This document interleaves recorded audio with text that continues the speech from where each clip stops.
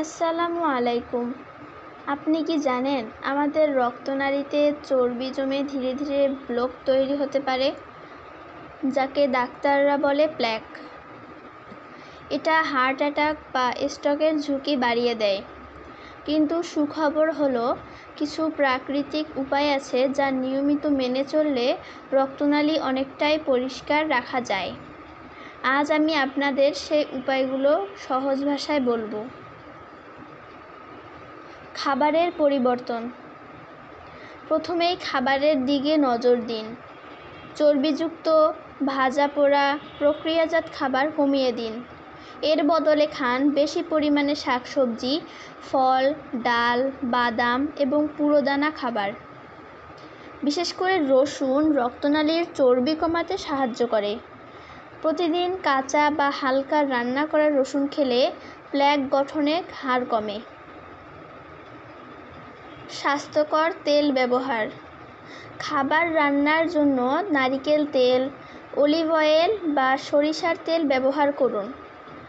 এগুলোতে ভালো ধরনের ফ্যাট থাকে, যা রক্তনালীকে সুরক্ষা দেয়।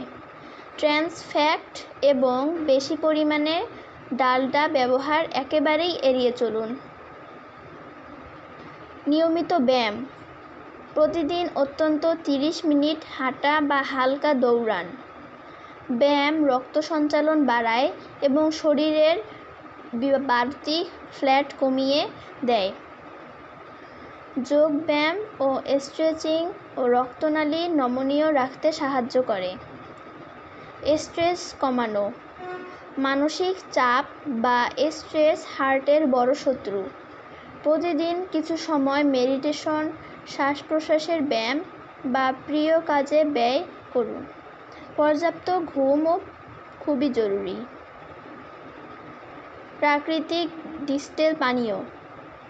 লেবু, আদা এবং মধুর মিশ্রণ শরীর থেকে টক্সিন বের করে এবং রক্তনালী সুস্থ রাখে।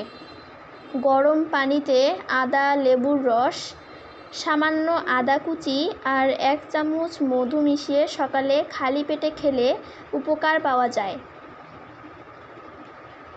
এগুলো ম্যাজিক নয়, বরং জীবনযাপনের পরিবর্তন।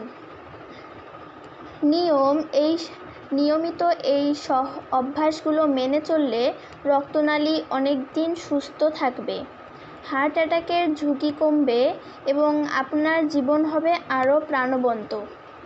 সুস্থ থাকুন, ভালো থাকুন। আমাদের ভিডিওটি ভালো লেগে থাকলে অবশ্যই লাইক, কমেন্ট এবং সাবস্ক্রাইব করবেন। ধন্যবাদ।